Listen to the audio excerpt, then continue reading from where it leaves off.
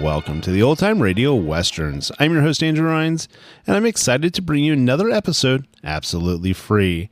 This is one of over 80 episodes released monthly for your enjoyment. Now, let's get into this episode.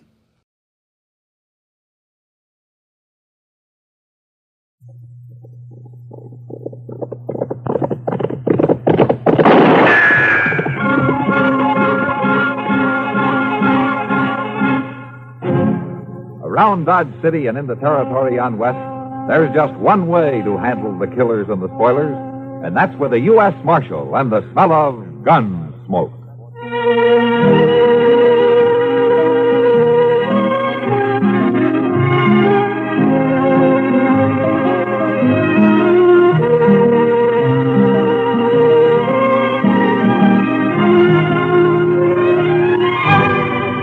Gunsmoke, starring William Conrad, the story of the violence that moved west with young America, and the story of a man who moved with it. I'm that man, Matt Dillon, United States Marshal. The first man they look for and the last they want to meet. It's a chancy job, and it makes a man watchful and a little lonely.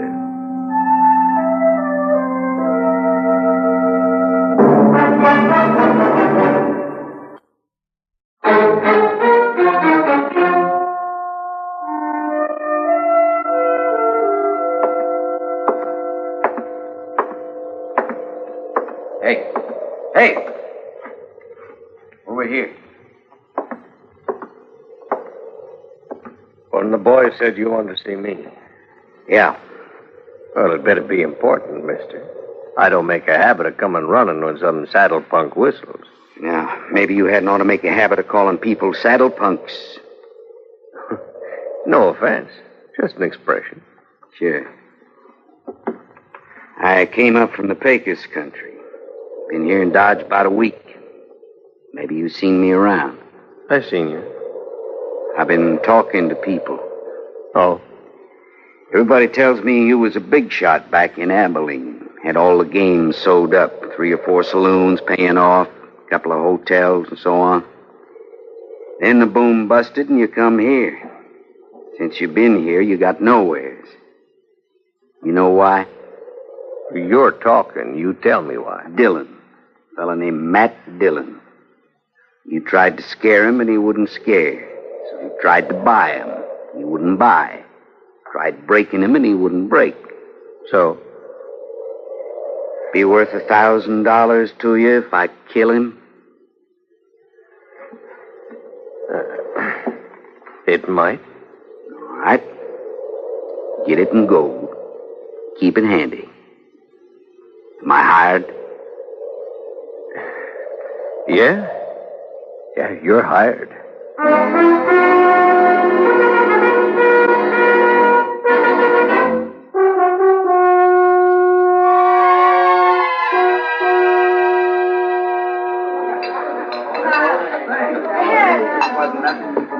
You know, Chester, you haven't said 3 words in the last 20 minutes. That's not like you. Well, Mr. Dillon, did you ever get a funny feeling that somebody was keeping an eye on you? Yeah, but... Well, I got one right now. You know, Chester, I think you got a touch of the heebie-jeebies. As far as I can see, there's nobody in the whole place paying any attention to us. Somebody is. I had the same feeling the day the Butler brothers come back from Santa Fe. Yeah? I didn't even know they was in town, but I knew somebody was getting ready to call us. And about 6 o'clock that evening, they made their play. You remember? Yeah, I remember. I was one of the pallbearers next day. Well, it's the same doggone thing right now. You know, I think you got the wind up over nothing, Chester. Town's never been quieter. Jail's been empty for 2 weeks. The only new faces around is that bunch of trail drivers that came up from the Pecos. They're all strangers. Oh, Marshal. There you be. Huh? Been looking all over for you. Oh, hiya, Billy. Waited over at the jail for nigh on to an hour. I got to talk to you, Marshal. You know, Billy, every time I've given you money, you've bought yourself a bottle and stayed blind drunk for 2 days. Well, it ain't money this time, Marshal. I got something to tell you. Oh, what? Something I heard. There's a couple of fellas talking over by the liver stable. They didn't see me. I was back of the water trough. Sort of, resting, you might say. Well, you know how it is, Marshal. Yeah, I know. A man gets dry in this prairie country. What were they talking about, Billy? About you. One of them offered to kill you for $1,000 in gold, and the other one took him up on it. Oh. You know that's the only thing that you... Who were they, Billy? Do you know them? No, sir. It is dark, and I didn't recognize their voices. They was already there when I woke up, and they left right after that. Uh-huh. Well, maybe it was some kind of a joke. It didn't sound that way to me. It ain't no joke, Mr. Dillon. I told you I felt it. There's somebody around who's been hired to kill you.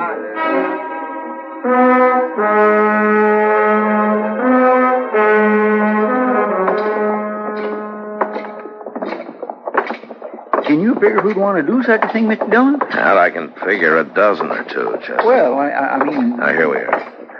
Come on.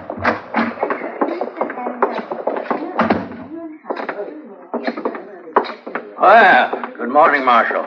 I haven't seen you since the robbery last month. Attempted robbery, Mr. Barkin. So it was, thanks to you. Well, Marshal, the bank's at your service. What can I do for you? Give me some information, if you will. Well, if it isn't confidential. It is, but I want it anyway.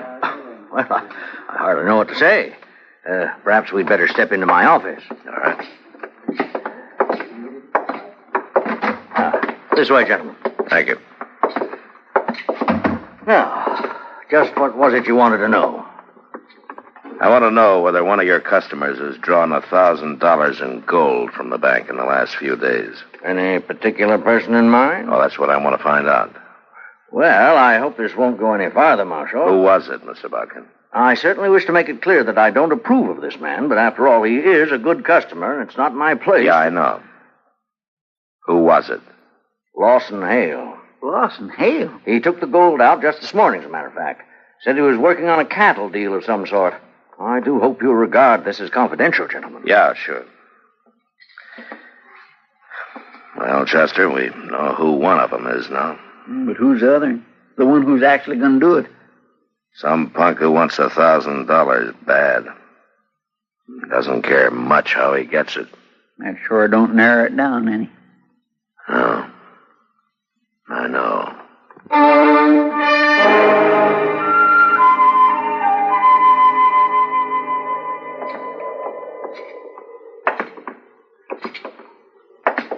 Sure is quiet tonight, Mr. Dillon. Yeah. Ain't many people out. No, not many. That moon's throwing quite a bit of light. Mm-hmm. Yeah, I guess it is. Kindly makes a target out of a man. Yeah, it does, kind of. If somebody was out to shoot somebody, this would sure be a good night for it. I suppose so. Mr. Dillon, would you mind if I make a comment? I thought that's what you were doing, Chester. Let's go on back to jail and stay off the streets. This way you're just asking for it. Look, Chester, if it's gonna come, it'll come. I'd rather meet it halfway than to sit and wait for it. Asking for it, that's what you're doing. It's been 2 days now, Chester. And it gets on your nerves. When you go out to bring a man in, you know you may have trouble and you're ready for it. But this way, it's... Well... I understand, Mr. Dillon. It kindly bothers a man. Yeah. Let's walk on down to the Long Branch.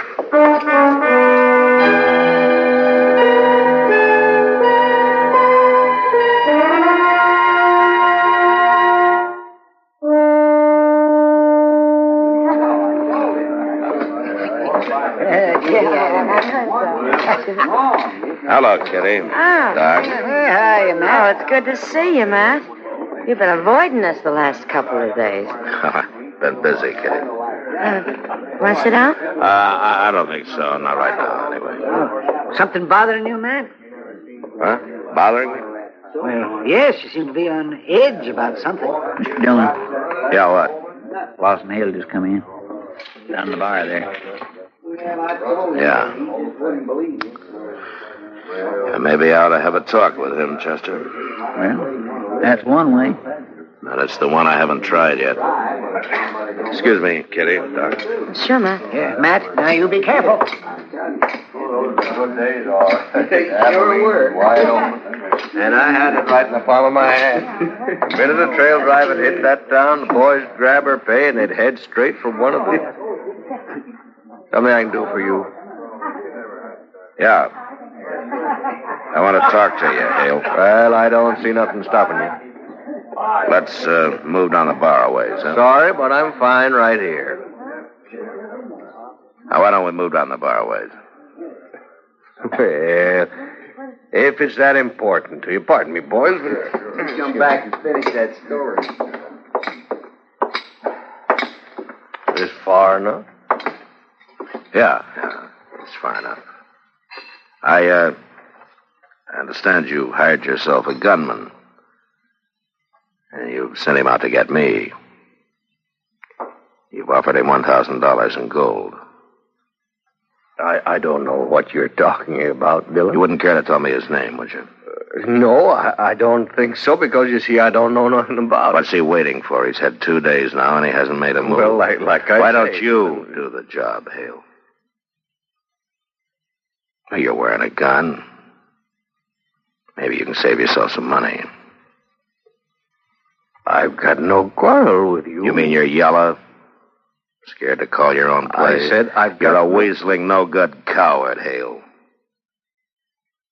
I'll let that ride for the time being. Yeah, I thought you would.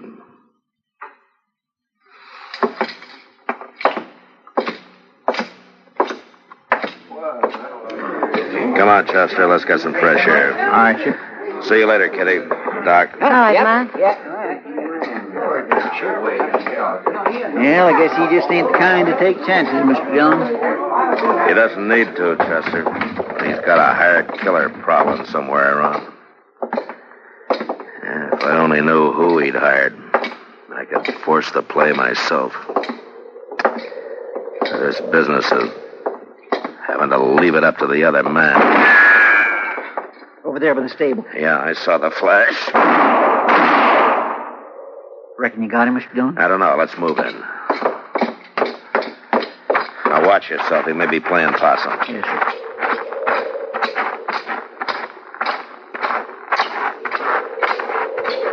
The flash is right here by the corner. Yeah. Well, that's that. Yeah. Looks like he got away. He's gone, all right. Took one shot and run for cover. But he'll be back.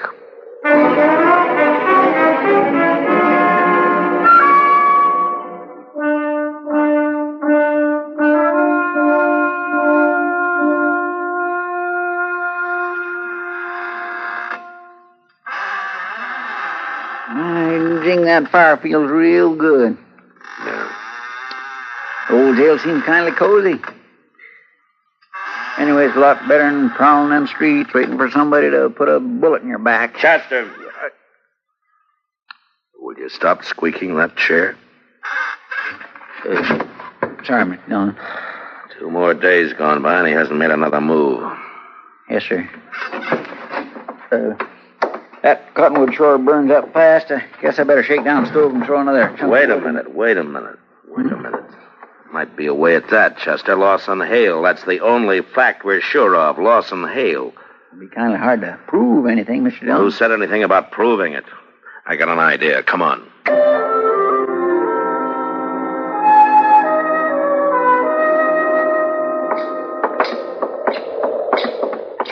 I've been thinking, Mr. Dillon, you ain't got no evidence to arrest Hale, I mean. I know, but I can scare him. And if I figure him right, I think he'll scare easy. Maybe so, but all the same. There he is now, Chester. Just came out of the Long Branch. Wonder who them two with him is. They're hanging around for the free drinks. There's not an ounce of nerve in a dozen like that. Come on. Remember the way them fellas look. Hale. That they say. Hold it, Hale, right where you are. What seems to be trouble now, Mark? No trouble unless you want to make some. You're under arrest. What for? I'll think of something. Well, you taking me in without even making a charge? I'll remind you there's witnesses here. Yeah, so I noticed. When they're not hanging around you, they're after somebody else. What have you done, Hale? Hired them, too? I asked you what the charge was, Marshal. Vagrancy. Vagrancy? As far as I know, you've never had any visible means of support as long as you've been in I'll Dodge match City. any dollar of yours with 100 better ones. Fine. That'll help pass the time. Now, look at here, Marshal. Shut up. All right, boys, break it up. The party's over. You had your last free drink out of this pump. Now, let's go to jail.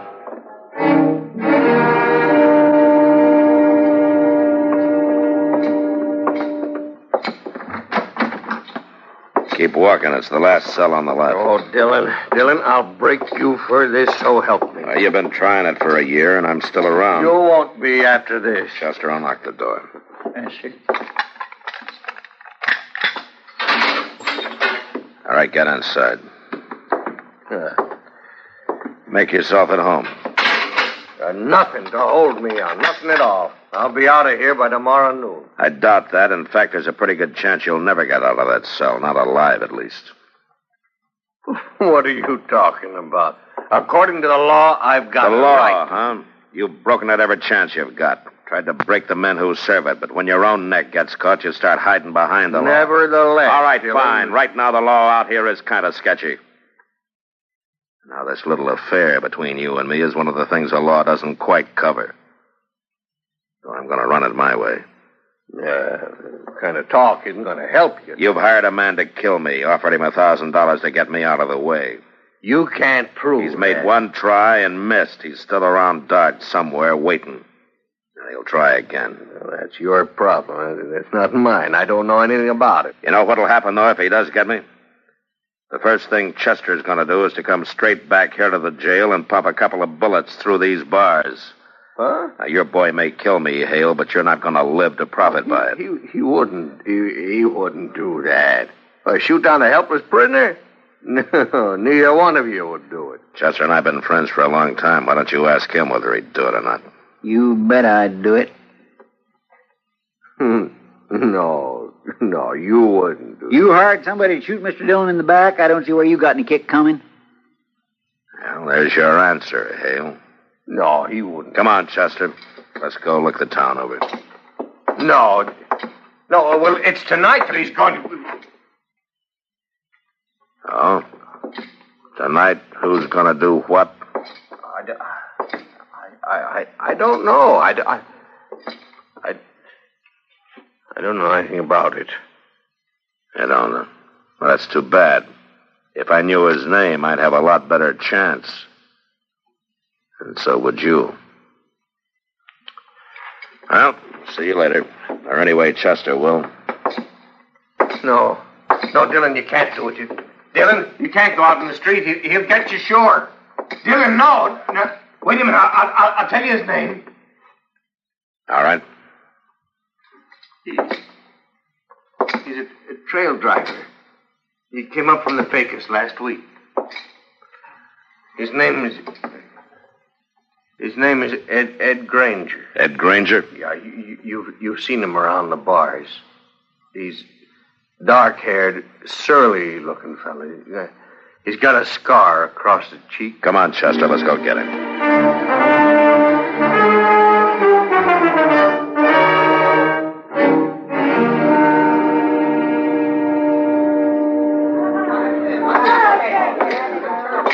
He's here, all right, Mr. Dillon. Over there by the end of the bar. Yeah. Looks like he's by himself. What are you going to do? Arrest him? There's no evidence, Chester. Only one way I see is to make it personal. You stay out of it. Just cover me, that's all. Yes, sir.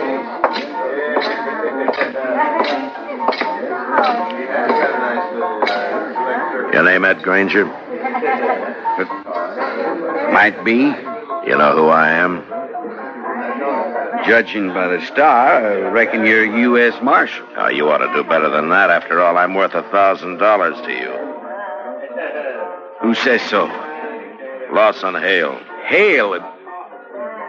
Your memory's getting better, huh? I don't know what you're talking about, Marshal. Sure you do. That deal you made with Hale. He told me all about it after I threw him in jail and persuaded him a little. I told you, I don't know anything. You're wearing a gun there, Granger. Why don't you draw it and go for the $1,000? Why don't you take a chance? This fella you're talking about's in jail. I reckon he wouldn't have anybody working for him now, would he? You tell me. I got no reason to draw on you, Marshal. Not unless my back's turned, huh?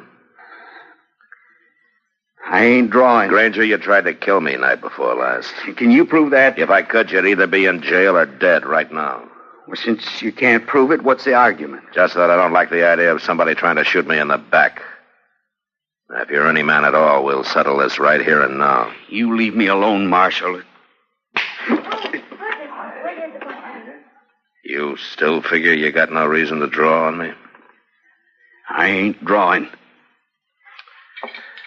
All right, Granger, you got 10 minutes to get out of town, and when you're out, stay out. Don't come back now or ever. You understand? Yes, sir. You can start right now.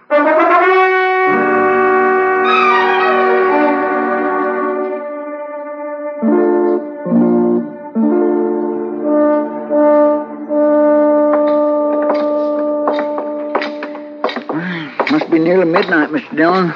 Yeah, about that, I guess. I declare this is sure one day I'm glad is over. Yeah, so am I. At least I can breathe a little easier now. I'll just get the fire built up a little. No, leave it, Chester. Take care of the prisoner first. You still ain't got no evidence. What are we going to do about him? Same as with Granger. Turn him loose, run him out of town. I should have done it months ago. Go on, get him, huh?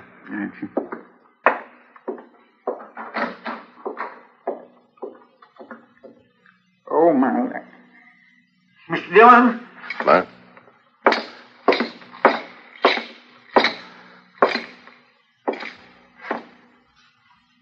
Oh. Granger must have stopped by here on his way out of town. Looks like he got Hale over at the window for a talk and grabbed him and cut his throat right there. Yeah. Figured Hale had sold him out. Get a bulletin on the wire, Chester. Wanted for murder, Ed Granger. All right, Mr. Dillon. I guess Hale got pretty much what he bargained for. He hired himself a killer in order to kill him. He got it.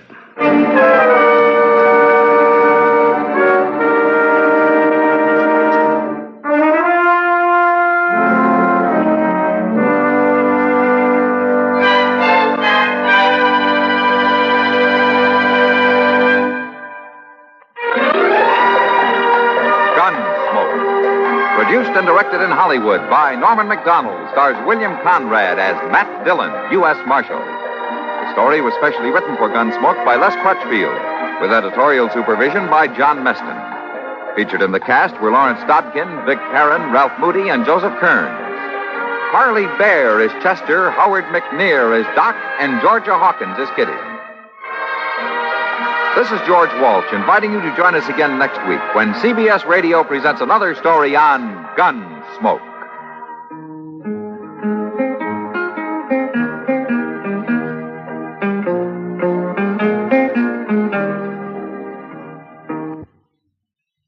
KNX, AM and FM, CBS Radio in Los Angeles.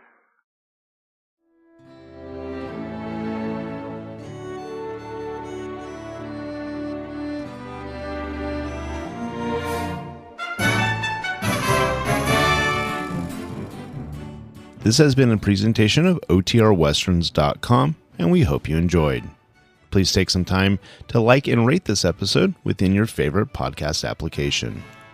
Follow us on Facebook by going to OTRWesterns.com/Facebook, and subscribe to our YouTube channel by going to OTRWesterns.com/YouTube.